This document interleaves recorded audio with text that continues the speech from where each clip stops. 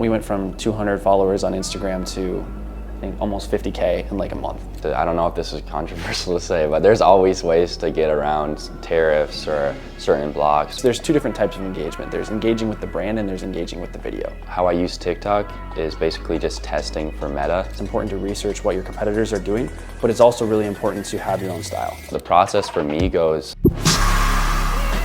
Everybody, welcome back to episode 7 of the Rethink Media Podcast. Today we are joined by Isaac and Levi, the owners of Mirrorless Apparel. Thank you guys so much for coming on. It's good to have you guys here. Thanks for having us. Yeah, so first off, getting into it, how did you guys come up with this idea of Mirrorless Apparel? So I can start with that. I just really wanted to make clothing that represented what I believe in. As a Christian, I wanted to be able to wear something that represented my beliefs and represented what I stand for and you know what I'm focused on and living for. And I didn't feel like there was a whole lot of stuff out there. Really, I just wanted to make cool merch, cool Christian merch. That was kind of just the goal. There really wasn't anything beyond that. It wasn't like, I want to grow a big business or I want to make a lot of money or anything like that. It was just, I want to make cool Christian clothing. And so that's kind of where it started and kind of the initial motivation. And then it kind of grew to shoes that summer, the first summer. And I was like, all right, let's just give this a shot. In the first 8 months, we had 20 orders. So just very slow growth at the beginning. And then once I started posting the shoes on social media, it kind of took off.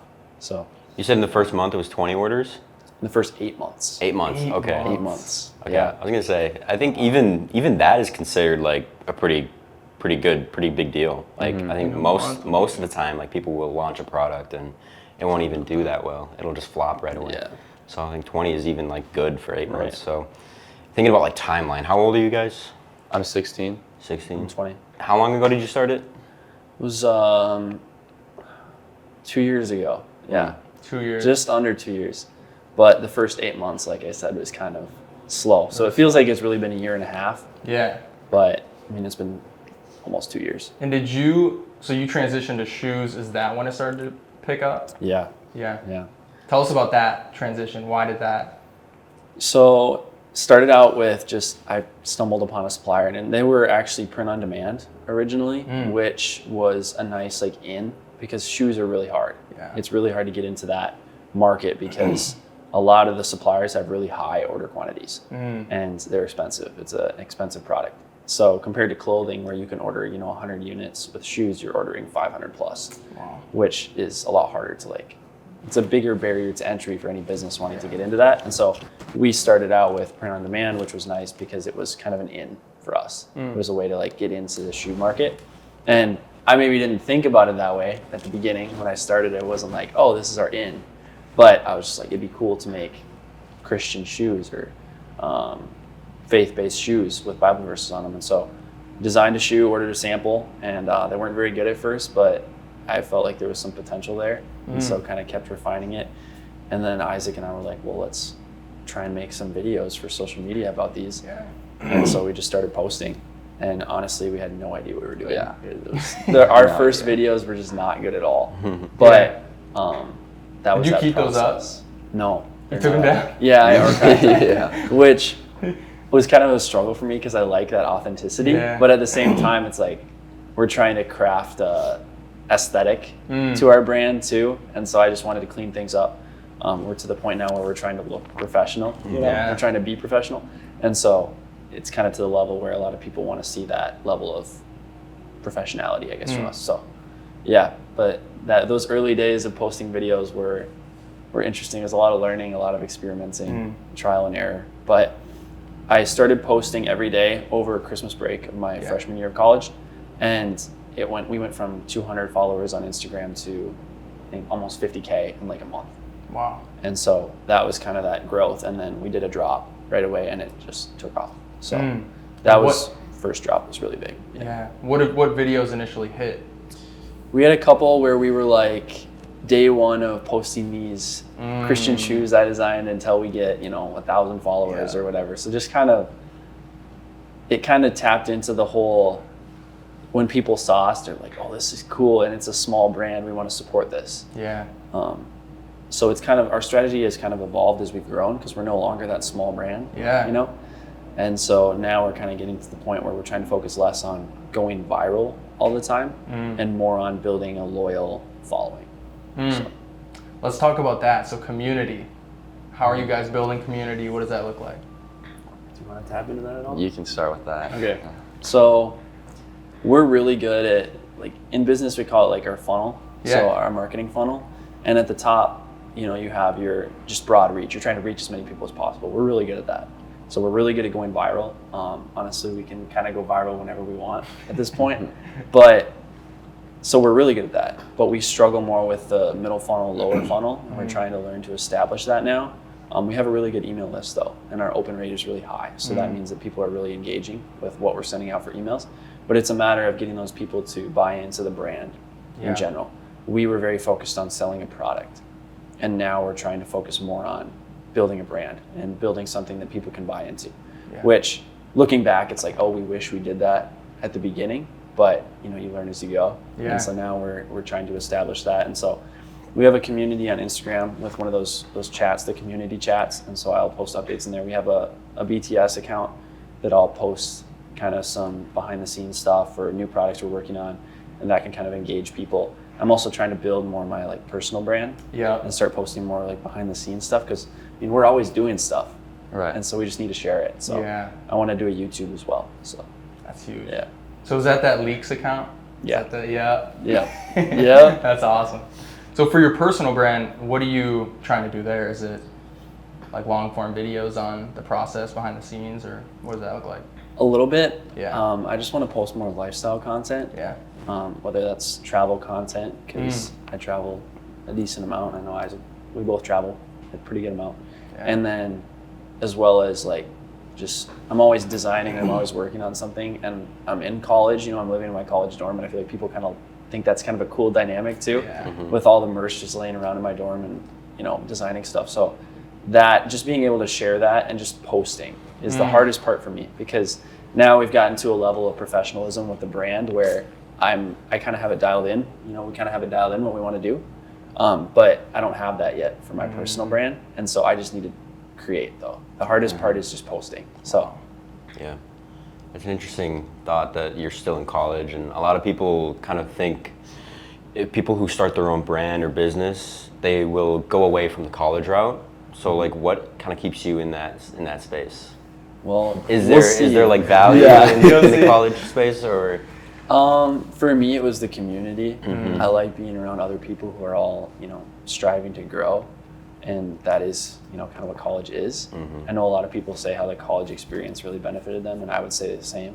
I might be dropping out now. We'll see. After this year, I only have one more year though. So, because I did PSEL, so I did college and high school too. So I'd be done a year early. So I only have one more year. Okay. And so kind of that, trying to decide if I want to go back, but at the same time, it's expensive to go to college, and I'm going to a private college too, so it's expensive, as well as I don't even want to work a 9 to 5 ever. And so I don't know why I would need a degree. And so, and I don't feel like the community is benefiting me as much now as it was. I'm glad I came back for my second year, but at the same time, I'm getting more connected now with community outside of college. And so, and I'd love to be able to travel more. I'd love to be able to do some of this stuff. And it's just time consuming too. So we'll see. Been thinking about it and praying about it. We'll see what happens. But How did the community help you? it just pushed me in a sense of, so we were homeschooled growing up, so we didn't have a whole lot of community around us, as well as I go to a Christian college, and so having that Christian community around me has been super helpful, and it's pushed me to grow in my faith, which is a big part of, you know, who I am and who I want to be. And so that has been, I mean, college has really changed my life, and it's pushed me to grow. My social skills too, which is a big thing, I mean, in the world in general. So in any profession. And so that's been really helpful. It's created connections that have helped me grow professionally too. And honestly, like the stuff I've learned at college is, you know, you could say it's beneficial, but not nearly as much as just reading books and stuff like that. So I agree heavily on that. I think coming from the college scene, it's like I think it's almost a gimmick.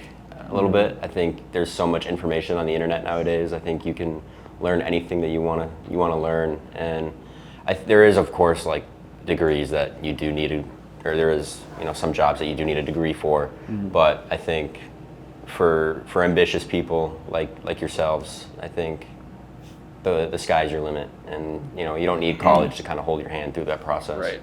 So For sure. Yeah. And what does that look like for you, Isaac? You ever gonna go? I mean, I've got a few years left to decide, but at this point, probably not. Yeah. I'm not thinking about going to college, really. I've learned so much through just the process of starting businesses and failing and then starting again and just learning through the process that's taught me more than I think school ever will, at least like school as we know it. I mean, I love to learn, I love to read books, I love to watch YouTube videos and get on podcasts, and I think that's really beneficial more than going to college would be, especially in those like, prime years of life, really. yeah, experiencing those failures Right. is really beneficial. Yeah. Because it allows you to kind of like take what doesn't work. Say you do fail, there is a failure, there's a dip. You say, okay, what went wrong? Okay, now how can I improve on that? Right. So was there, growing up, have you guys always had this kind of mindset of like an ambitious, entrepreneurial type mindset? This guy especially, yeah. Yeah, You kind of learned it from him? I guess I can kind of start from kind of my backstory on how I got into this. Yeah. So we used to go to like a homeschool co-op, right? It's basically like school except once a week. And I don't know why, but I felt the urge to like start making money, but I wasn't old enough to get a job. I think I was probably 10 or 11. And so I started making slime. I started selling my Legos. I started like selling whatever I could at this co-op, and it worked like really well. I think I probably made like $400 that year, but that was like my first into business. And then since we live on a lake, we've always been doing lawn care, mowing, pulling out weeds from the lake. Me and my friends would do it. Me and my brothers would do it. So that was kind of our next thing that we did. And then I think our first real online business was between me and Levi. We started this fishing clothing brand because we were really into fishing at the time. So It was we really like, bad. It was horrible. It was horrible. really bad. But I mean, that's kind of how everyone's first business starts. Like, but I was always like researching drop shipping, anything that had to do with making money. At that time, I thought fast online, but it's a long process. Yeah. So, yeah, my mom would be like, "Oh, go do your math," and I was not doing math. I was just watching YouTube. But yeah, our first brand, I think we ran it for probably 3-4 months, and then it just shut down after that. Yeah. But then after that, I started another clothing brand. It was like a gym wear brand, and I ran that, I should say, for probably 5 months, and that's when I started posting on Instagram. That's when I started posting on TikTok, and I actually did go viral. I think probably once, maybe like 200,000 views, but that was my in point to social media marketing and actually posting and getting obsessed with trying to go viral. So that of course failed again, but I mean, I was still like really motivated after that first viral video. So I think I was 14 at the time that I started my first organic drop shipping brand. I think it was 2023, and that kind of started my obsession with going viral. Is when I started that first organic drop shipping brand. But yeah. What does it look like to go viral? What are the steps?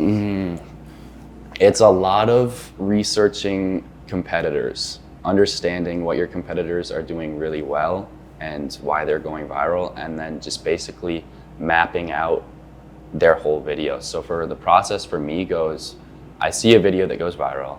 I'm gonna take a look at the caption, so the display text that you actually see when you're scrolling, and then maybe it's like POV this, or day one of making this, or, I mean, there's so many different captions, but you take note of that style that they do, as we did for Mirrorless. Is kind of how we started out, was just copying competitors. I think at the time it was like day one of posting this Hellcat until like enough people donate so I can buy one. That was like huge at the time. So we kind of mirrored that, and especially for captions, but also for hooks, also for product showcases, for audio, for everything, for hashtags too. Not that hashtags really matter, but yeah, it was just mirroring our competitors really. Until we had like an outline of, okay, this works, now we can improve it and go viral on our own. So. That's really good. And what was like one of the biggest challenges you guys had building?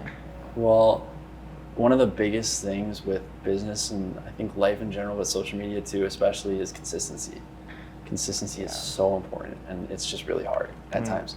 And it's hard to be consistently good. And so that's one of the tricky things. And now we've kind of settled on more of a posting less frequently.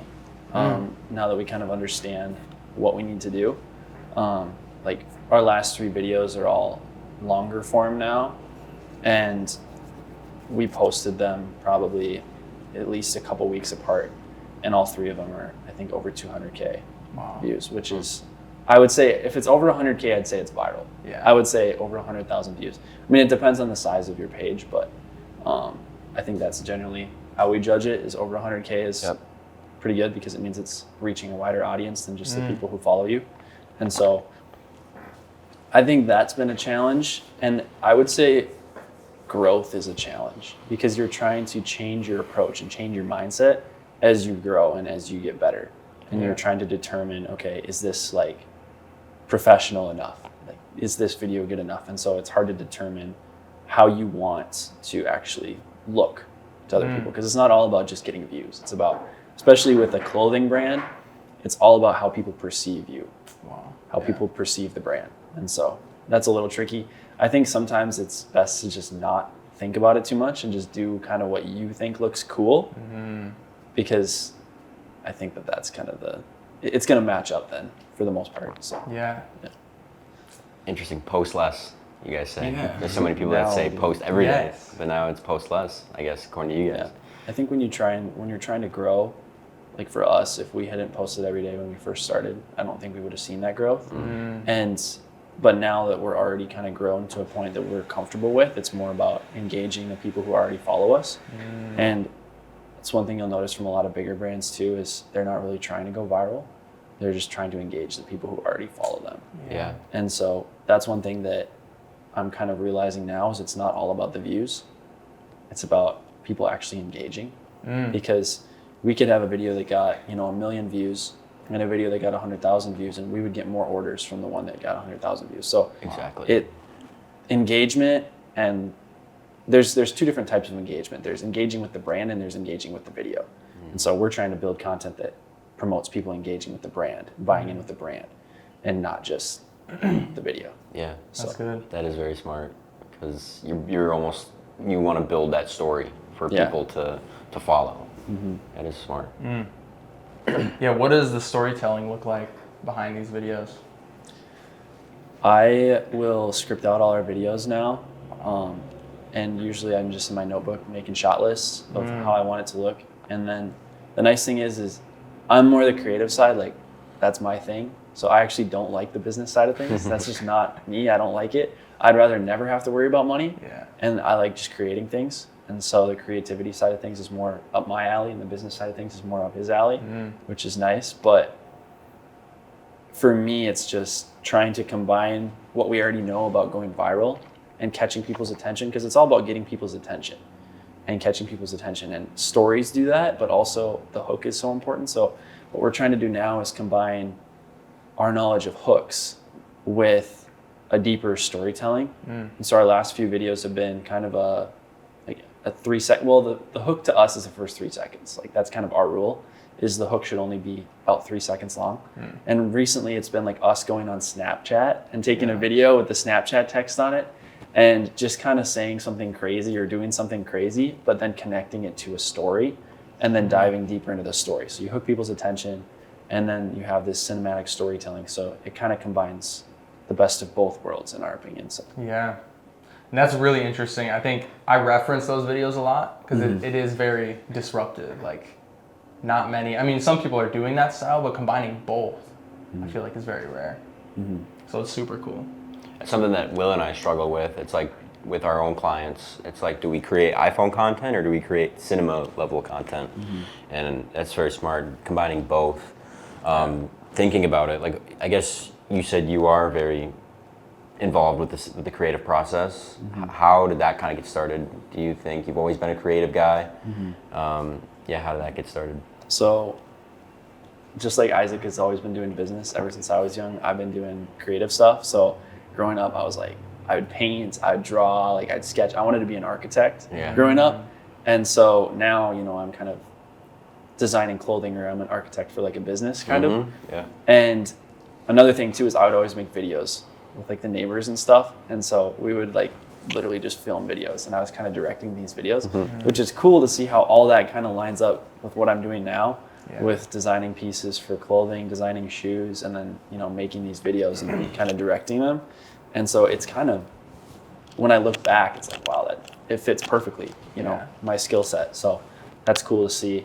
And yeah, I mean, that's kind of how it started, and I very much still enjoy, you know, the creative side. Like that's what I love doing. So yeah. And do you guys run any meta ads, or is it all organic?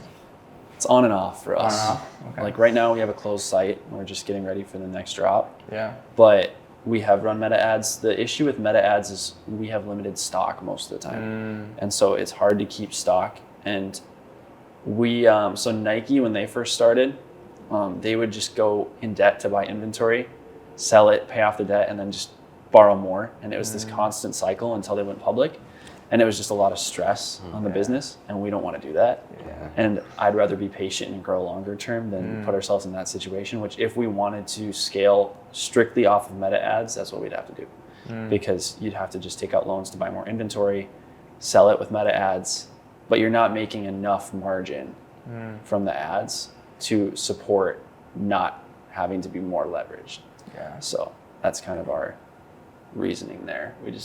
We were like, I talked to Isaac, I was like, dude, we could, you know, take out a loan to buy more inventory. He's like, no, we're not doing that. I was like, fair enough. So we're okay with being slightly leveraged. Like right now we're kind of leveraged because we haven't done a drop for 4 months and we're getting ready for some big drops, but we don't want to be in that situation if we can help it. So. Well, and that scarcity though, I mean, that's gotta help. Yeah, exactly. A lot. That's gotta be big. Is it, so you guys do like a drop style? Is that kind of how you guys operate it? Yeah. It's funny because we've really only dropped 2 different shoes. It still feels like very early on. And the hardest part with shoes is it just takes so long to develop.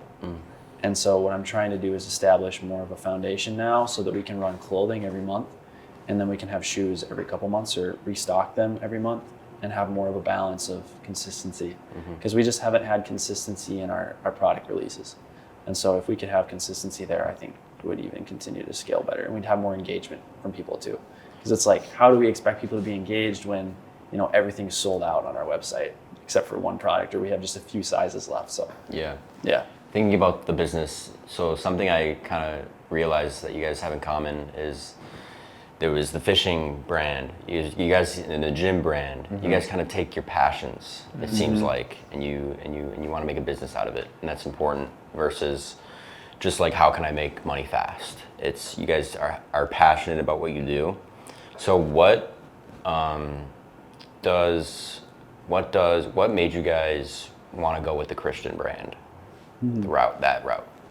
I kind of speak to that. I mean, ultimately, I think that I was searching in purpose. I was searching for purpose in life, and I couldn't find it anywhere. And then I found it in Jesus Christ and in living for Him, and that has ultimately brought me, you know, this greater purpose and this deeper purpose beyond this life.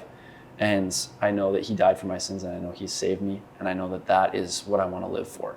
And so when I decided that, it was like, well, I want to do everything around this. And in business, your goal is to add value to people's lives. You know, you're trying to provide them with a product or an experience or a service that provides value to them, and you're trying to provide as much value as possible. And so to me, I was like, the most valuable thing that I know of is Jesus and is my faith. And so if I can provide that to people with a business and provide other Christians, other people who believe the same as I do, with something that they can wear to represent that, and ultimately start conversations with people around them, and also just to build a brand that is in a space that isn't Christian. There's a Christian music artist, Forrest Frank, and he had this quote. He said, a lot of Christians will sacrifice their value systems to listen to secular music. And he's like, I want to create music that causes non-Christians to sacrifice their value systems to listen to Christian music. That's our goal with fashion and with footwear, is to create products that non-Christians want to wear as well as Christians.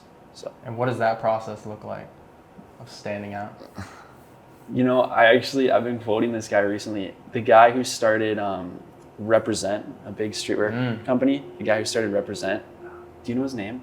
No I clue. don't remember his name. But he said, somebody asked him, like a reporter asked him, they said, why do you think your brand like blew up?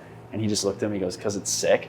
And like, that's kind of our goal, is just like, we just want to make sick stuff, you know?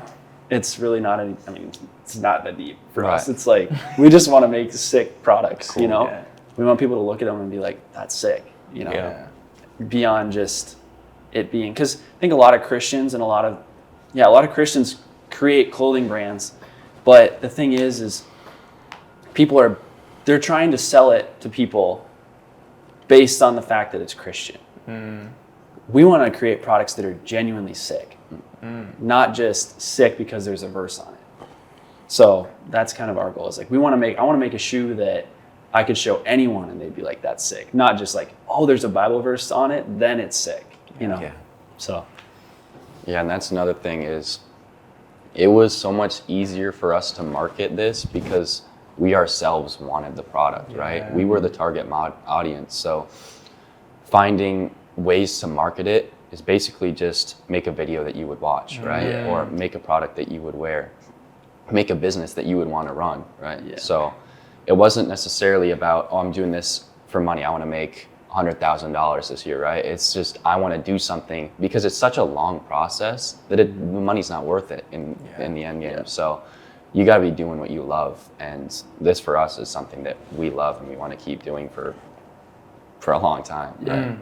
To be honest, clothing brand is probably the worst business model. Yeah. Like, genuinely, people tell me, they're like, oh, dude, it's sick what you're doing. I want to start a clothing brand. I'm like, no, you don't. No, you don't. Clothing brands are so hard. I mean, shoe brands, I feel like, are even harder. I mean, there's a reason why there's not that many shoe brands out there. And it's genuinely just really hard. Wow. And so, I mean, we were very blessed to like take off the way that we did, and now it's less hard. But it's really hard to do that because it's such a saturated market. Yeah. There's just so many clothing brands out there. So that's so true. Was there anything that made you guys choose shoes? Because you said you were doing clothes for a little bit, right? Yeah. And then what made you switch? I just thought they were sick. Just make sick stuff. But yeah, I just saw them. I was like, dude, I've never seen I didn't even know I could make a shoe, you know? And so that was kind of where it started. I was like, oh, this would just be really cool. And you know, what 18-year-old kid doesn't want to make a shoe, you know? Yeah. So I was like, this would be really cool to do. And I talked to Isaac and he was like, yeah, that's a good idea. We should do that. Yeah, I think I see a lot of athletes kind of write their own verses on their shoes. Yeah. So it's kind of cool that you guys are kind of doing it like yourselves. Right. We're doing cleats now, actually. Yeah. Really? Yeah. So Really that's cool. kind of the goal, is to target athletes. Yeah. Because there are a lot of athletes who will write verses on their cleats or on their shoes. So we're targeting soccer. We're targeting soccer players first. This spring we're releasing, actually end of May, we're releasing soccer cleats. And then hoping to revamp them and do football cleats that are going to be similar but slightly different, targeted more towards football players. Probably end of July, but we'll see how that goes. Yeah. So if we hit it out of the park here and people seem to love them with the soccer cleats, we'll definitely do some football cleats. If people are like, But I think as long as we hit the market's there. So as long as we get the right people on board with ambassadors and stuff like that, should be good. That's cool. Yeah, because you want to make sure these athletes aren't busting out of their shoes either. You want to make a quality product. Right. Yeah. We know it's good quality. The issue is just getting it out there to people. Getting people to believe it's good quality is a big thing too. So we've got like a dozen pros lined up that we're going to try and send them to. Wow. Get That's some You said feedback. pros? Yeah, pros. Like- A bunch of MLS players and Yeah. European players. That's wild. So That's cool.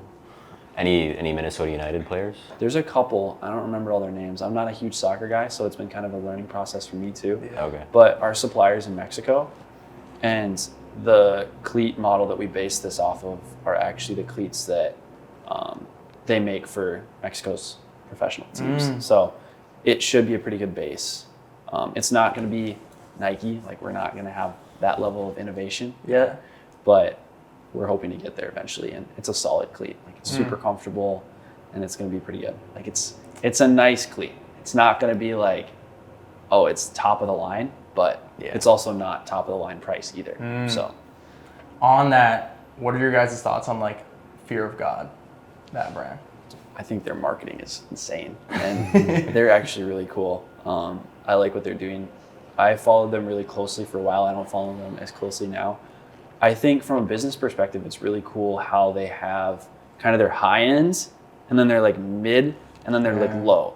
Like, they meet all their markets, and they have all those price ranges, but they also don't decrease the perceived value of their brand by doing that.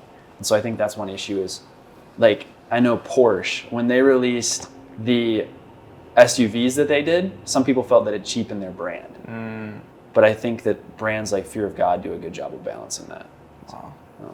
Just from a business perspective. I don't know if you have any feedback on that. But. Not really. That's good. And then how about, so you mentioned your suppliers in Mexico right now. Have the tariffs affected you at all? What does that look like? Well, not anymore. Now that they're kind of moved. like postponed, I guess. Yeah. It has affected us with China because I would say probably 25 to 30% of our stuff comes from China. It used to be 100%, but now it's less. Yeah. But it's just really hard to find suppliers. It really is. And Mexico's not ideal because they're just new. They're kind of just new to this whole thing. And so it's hard to find really good suppliers there. But then Europe is expensive, and Pakistan is just no good. And so there's not really a whole lot of good solutions out there. So you kind of just have to hope you find like a few hidden gems of suppliers and manufacturers like we did in Mexico. But even that, we've had some trouble with communication with them too, which communication is such a big thing. Like, I'd rather pay more for the product than have bad communication. So it's one thing I think a lot of people underestimate. And that's the one thing that China's really good at, actually, is their communication is usually really good. So, but the issue is China's tariffs are terrible right now. So that's been a bit of an issue. I will say that if you find the right supplier, especially in China or anywhere, there's always ways to, I don't know if this is controversial to say, but there's always ways to get around tariffs or certain blocks, I mean, if they have to innovate, if there's some way to get around it, they'll find it, right? And it's just a matter of finding the right supplier, because a lot of these suppliers in China especially will take advantage of US like not knowing what's going on really. So I see a lot of guys who are just starting out and trying to get into China. They're like, well, should I go into China because of all these tariffs, or should I start a different business model? It's there's always ways to do it. And like I was saying, a lot of these Chinese suppliers will kind of take advantage of that and use, like, I know some of the people we've been using are like, oh no, the tariffs really affect us, when in reality, it's not really that big of a deal. It's just they'll just take as much as they can get, right? So you got to find the right guys. I'm not too knowledgeable on like tariffs and stuff like that. So basically what had happened, is it like Trump's Tariffs Act? Was it basically put an act to where you guys would have to pay more if you were to go through like China or Mexico? Yeah. So when the product is shipped in, we have to pay essentially like a tax on the product. And some suppliers will pay it, but then they're going to charge you more. But the nice thing is you think, okay, I'm ordering, $20 hoodie from China, right?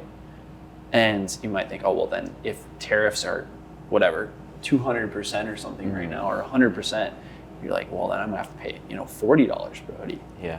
But what they can do is they will say that hoodie was like $5. So instead of paying 20, you're paying 25, but it's not 40. So you're still paying more, which if you have like, I know Nike, their stock has just plummeted because of this whole thing, which some people might say, well, they can just do that. And I'm like, I'm sure they are. I'm sure they're doing that where they're still only paying a little bit more. But for Nike, they're doing, I looked it up yesterday, they're doing 700 million pairs of shoes a year. Wow. And so 700 million pairs of shoes, if that's, $3 more per pair, that's still insane. over $1 billion in costs that they're eating. Wow. So like that's a lot of money when you get to that scale. For smaller businesses though, it's not maybe as big of a deal. So I don't know. I mean, it's hard because it's always changing. Like it's changing so fast, and so you kind of just have to be willing to wait. Like for us, I was worried about the whole Mexico thing, but at the same time, I was like, there's nothing I can do. And so if the tariffs continue, I was pretty confident that the tariffs on Mexico weren't going to last long because I knew that Trump was just trying to use it as a bargaining chip to get what he wanted. And I knew that Mexico was eventually going to give him what he wanted because they need the US, whereas China's more stubborn. And I think Trump genuinely doesn't want to import a whole lot from China in the long term. And I actually think that that's good. So the one issue with China manufacturing that a lot of people know about is that you don't know what's going on in the factories. And even when you go there, because I know a lot of people who have visited China quite a bit and actually gone to shoe factories, gone to clothing factories, they don't even let you bring your phone in. Wow. Like they're just very, very strict about their factories and it's their processes. And people, the thing is that China has like set labor pay, like, because it's a communist government, they're only allowed to pay people a certain amount. So a lot of people are just like, well, that's just not good. Like how can you live on that? But it's like, that's what the government is mandating. So it's not even like the suppliers are not paying people enough. It's that they can only pay them a certain amount. So it's a different economy. I think a lot of people just perceive China in this sense of like because we know what we know, right? And so we're looking at China through a lens of capitalism, a lens of our economy, and it's just a completely different economy.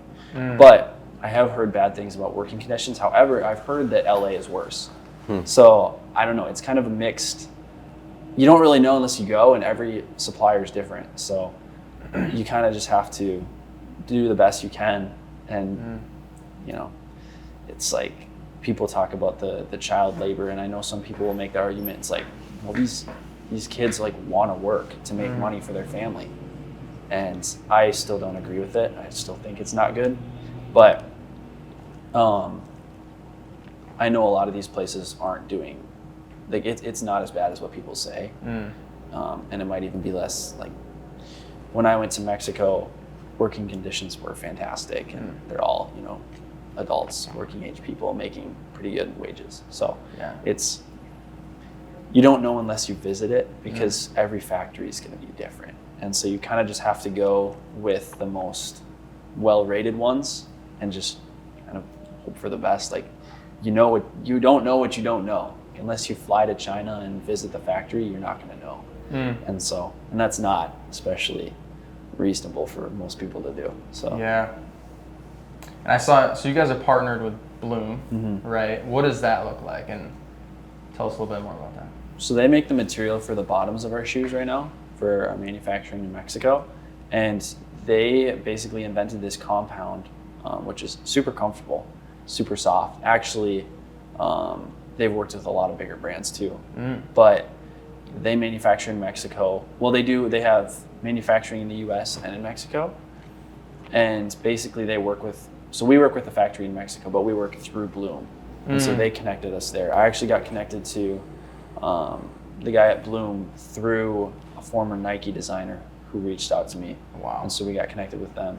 And then that's kind of our in with the Mexico factory, because the thing about China is they have Alibaba. And so you can just message any supplier whenever you want. Whereas with the rest of the world, that doesn't really exist. And so I know a lot of Pakistan suppliers are all over Instagram, and they'll reach out to you. So it's pretty easy to get into Pakistan too. But like European suppliers and South American suppliers are a lot harder to get in touch with.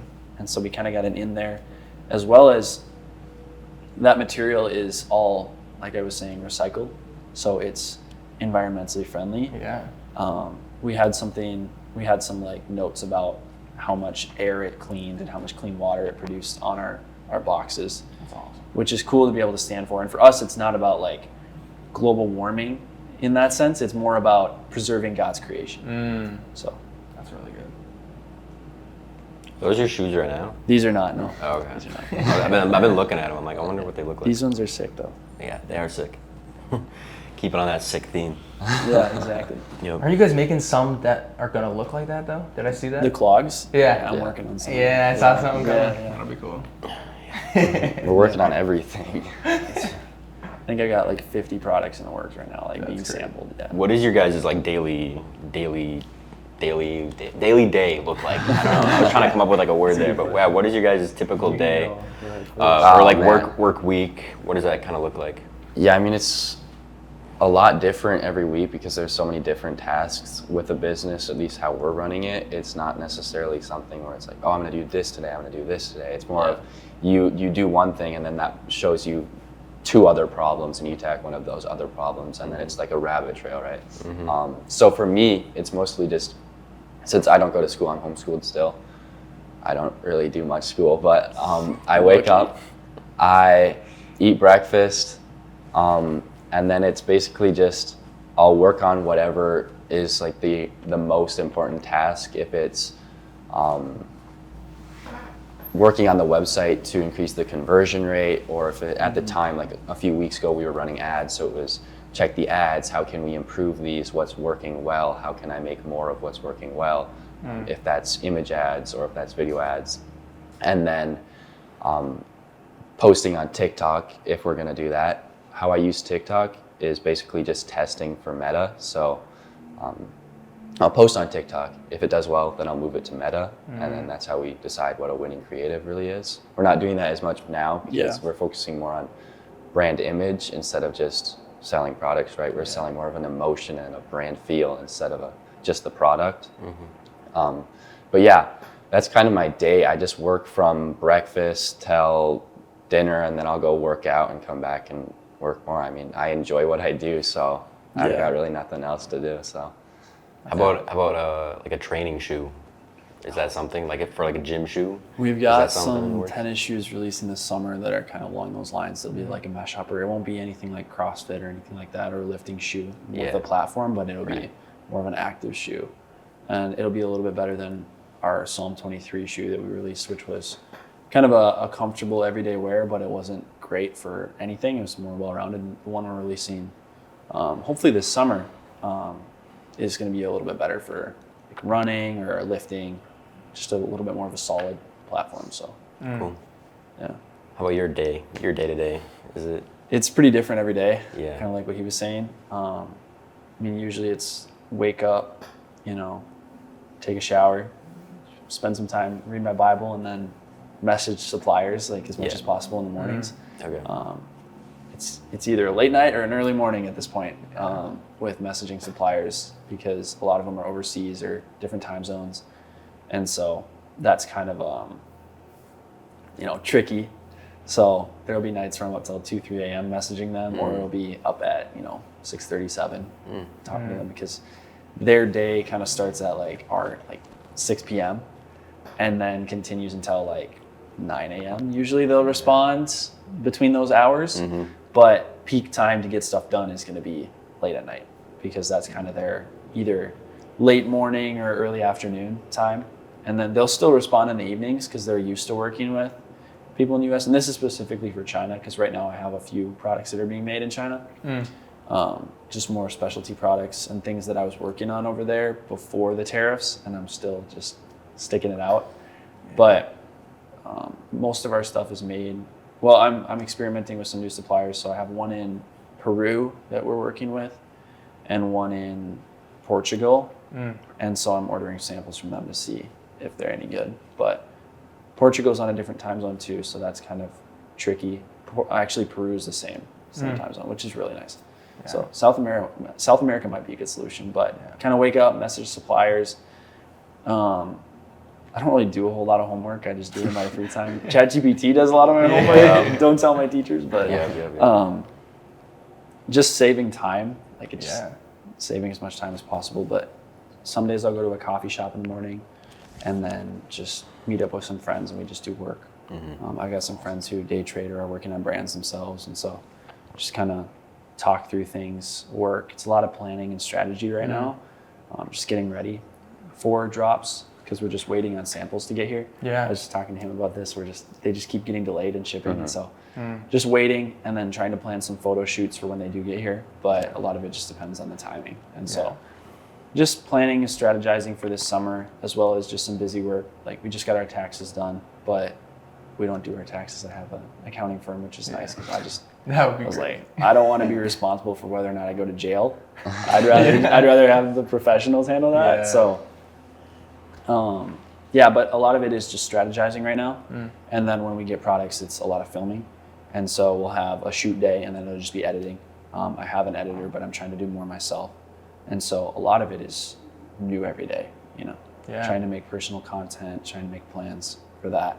So a lot of it is just kind of brainstorming right now and just waiting, which is honestly kind of hard for me because I'd rather just go. Like I want to have products, I want to make videos, like I want to go. And that's when you start to see results too. So it's hard to wait. But right now that's kind of how it is. I have class every day, so 5 days a week, but I just have 2 classes right now. That's not So, bad, and sometimes I skip them, so yeah. So I was gonna ask, that was kind of my main question, is like how much of it is planning and strategizing versus how much of it is executing? Is it kind of, it sounds like a lot of it is almost like 80% of it is like planning and strategizing and researching like how to do things, and then the other 20% is execution. Right. Yeah, kind of goes in waves too, depending on when the drop is. So we're trying to get to the point where we're doing a drop a month. Wow. Which would mean that it'd be a lot of strategizing, but then you'd have, a few days that are, either you fly somewhere and film, or you just go to a studio for a day and you film there, and then it's just editing and getting ready to go. So, but yeah, a lot of it is planning and strategizing, which is kind of fun Yeah. to just, think up ideas, think about what can work. So Is that one shoot day a month? one shoot day, you Yeah. said? Depends. Okay. I mean, probably. Yeah, it'd Dang. probably be a couple. That's crazy. It might even be a couple. Okay. Yeah. So we definitely have, and we're still trying to we're kind of in the process of getting this going, some more consistency. Yeah. But the idea would be we'd have kind of a lifestyle shoot, and then we'd just have a product showcase shoot, which would be going to a white backdrop. And there's a lot of studios in Minneapolis here. So another interesting challenge is there's just not a whole lot in Minneapolis. And so we went to California, and it was like, there's creatives everywhere. And so it was pretty easy to get connected with people and get stuff filmed. I mean, we were running into, when we were filming at the field we ran into like some NFL players while we were there. And so it's just, that's kind of how it is there. Whereas here it's a little bit trickier. Yeah. So As far as like finding creatives, what do you mean as far as that? my editor lives in California. Oh, and okay. so we went out there to shoot content with him for the cleats, actually. Yeah. So we have like a crazy campaign that we're gonna launch. But yeah, so but if he was here, it'd be a lot easier. Yeah. So So you don't use editors overseas? no, Why is that? Any reason? I feel like I'm really picky about how I want it to yeah. look. We did a lot of our editing ourselves for just the iPhone videos, but then for the cinematic style content, I work with him. Yeah. And I'm trying to teach myself now too, a little bit. He just has a better sense for it, and he's reasonably priced too. So he's getting more expensive because he's getting better clients now, but yeah, it's part of the process. What, can you say any numbers or no? I think usually for those videos it's like $400. Wow. Each? Yeah. But For like a social clip? Or? for the recent ones we've been doing, so they're like 50 seconds long. Wow. So The storytelling. Yeah. So that'll be, cut, color, sound. Dang. Yeah. Which Wow. $400 isn't actually it's pretty good. Yeah. Honestly. Yeah. But when you're doing a whole campaign of, like 10 that's videos, where it then gets it's like, okay, yeah. So Okay. Interesting. we went a little over the top on this upcoming campaign. Maybe like a lot of it over the top. But yeah, I'm excited to post it. I just want to post videos, but yeah. Right. What would you recommend others starting an e-commerce brand in this 100%. right now? Yeah. I say just go for it. I know a lot of people ask me, like, I'm sure I ask you as well. It's like, how would you recommend starting? And I'm like, just start. The best way to learn is just go for it. If you wait until you know everything, you're never going to know everything. So the hardest part is starting. Just taking a leap of faith. I mean, most likely you're gonna fail, but that's like the best part because you fail, you start again. I mean, I heard someone say, and I totally agree with it, that you can't fail in business if you don't quit, right? And that's kind of how we approach it. Is even when we're in the tough times of waiting on stock or having to, just patience is. If we just keep at it and don't quit, there's no way we fail because even if this business fails or we go bankrupt or something crazy happens, then we just start another one because we already done it once. So it's going to be easier the second time around. It's always easy the next time, right? We're hooked. Yeah. I love that you have that mindset, bro. At 16 years old? Yeah, That's awesome, dude. I think, I don't think there is such thing as failure. I think it's just an opportunity to grow. Right. And, Yeah. That's awesome. Mm-hmm. Did you have any this or that questions? I did not. Or no, what were they called? Yeah. They were called it the was, hot takes. Hot takes. Yeah. Hot takes. Do you guys have any hot takes in your industry? Like what's like a hot take that you guys can think of? I think I've got one. I think in e-com, it's most popular to start with ads, right? Yeah. But how we approached it is just strictly organic, which in a lot of cases is thought to be a lot slower path of growth. But I think that us starting organic, even before we even started Mirrorless, was such a huge help because now switching from organic to running ads, it's the same exact thing, right? Psychology is the same when you're posting a video on Instagram or if you're running an ad on Meta. Yeah. Same with TikTok. So I would say that don't be afraid to start organic, or even if you're running ads, to get into organic because it's going to teach you so much about content creation and making a good video that it's going to pay you back in the long run. That's so good. And that's like when we're working with e-com brands, that's what we try and push. It's like we make you 8 to 15 organic videos a month, and then you can use those as ad sets when you see them perform. Yeah. So that's like the biggest thing. Exactly. That's For huge. sure. That's awesome.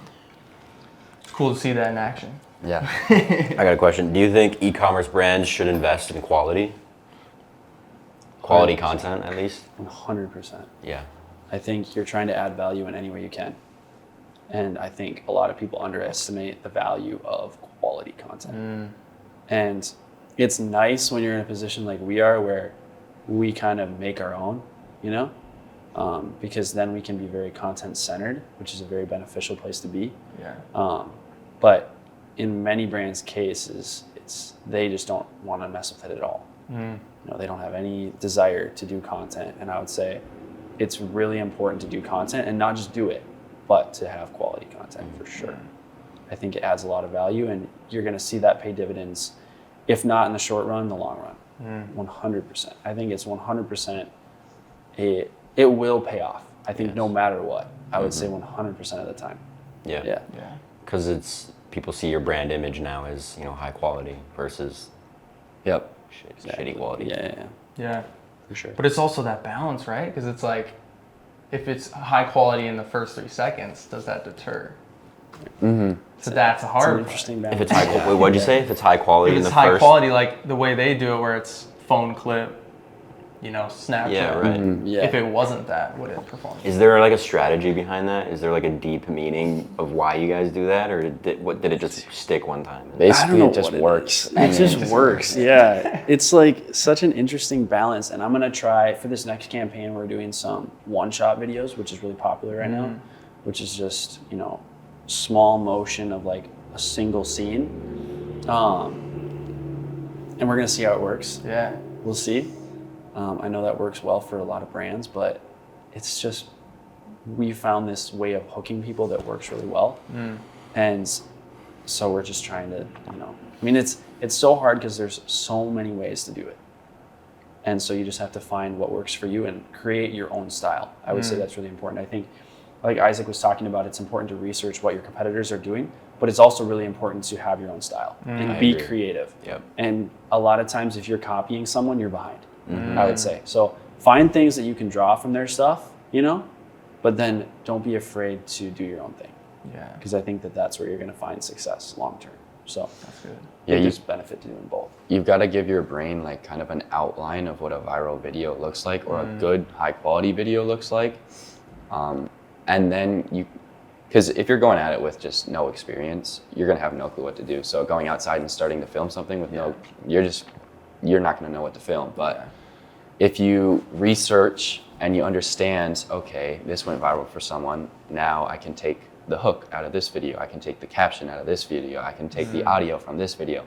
And then you have this outline for this video, and now you go outside and try and film it, you're gonna be able to be a lot more creative and in a good way, rather than just going at it with no experience or trying to copy someone directly. So that's kind of how we go at it. Yeah. Yeah.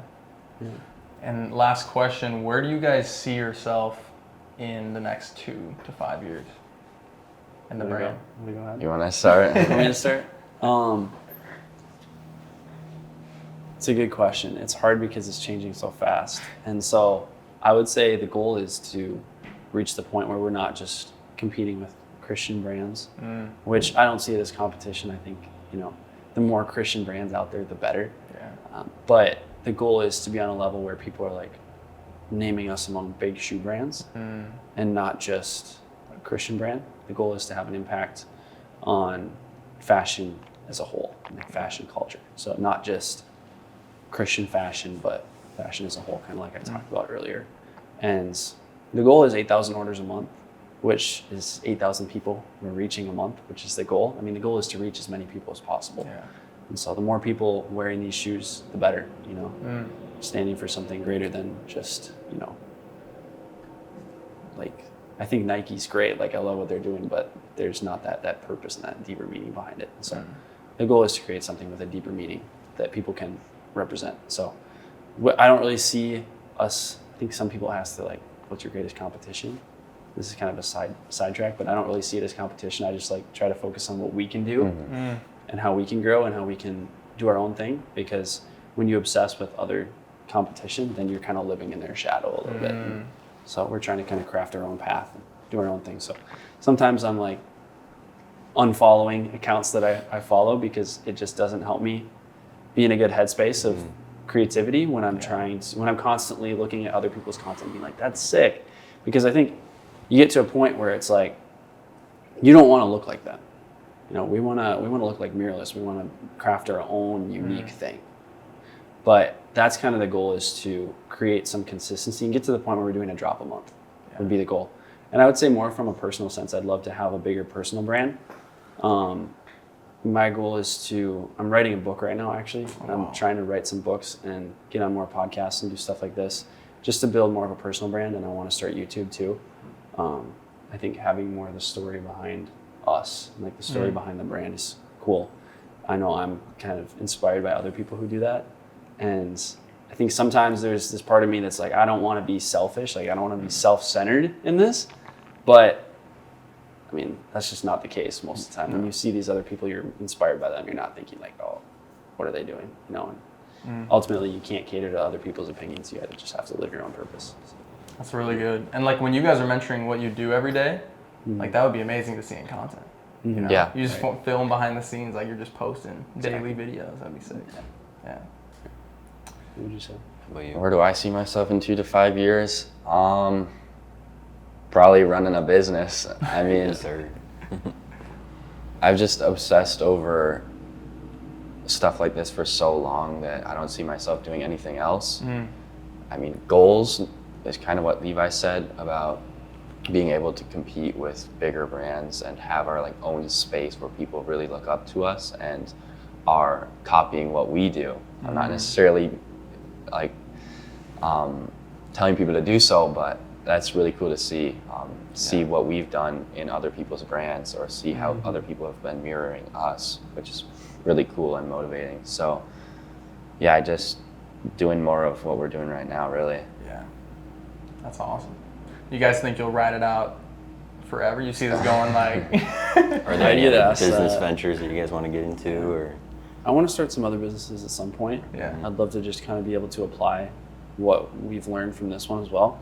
But ultimately, Mirrorless Apparel is like, that's my baby. Like, I want it. That's what I would never sell. And I know people ask me that, and I would say I would never sell. Wow. And so I know business owners make 90% of their profit when they sell, but for me, it's not about that. And so I would never sell, and I love what I'm doing with this. And I could see maybe getting to the point where I'm not doing as much work on it. I'm more of like a creative director for it. But I mean, I love doing this, and so I mean, living the dream ultimately. You know, that's awesome. all the highs and the lows. Yeah. Sweet. Yeah, so things to look forward to. We got cleats, right? Those are coming up, and then maybe an athletic type shoe. Yeah. Cool. Sweet. Yeah, I think this was very solid, guys. Anything? Where can people find you? Where can any plugs that you guys want to give? Social media, Mirrorless Apparel. Mirrorless Apparel. Yeah. Mirrorless Apparel. That's it. Yeah. All right. Yeah. Thank you guys so much for coming on. Thank you to Lansby for letting us use this space. And yeah, good chats. Yeah, Appreciate thanks you for guys. having us.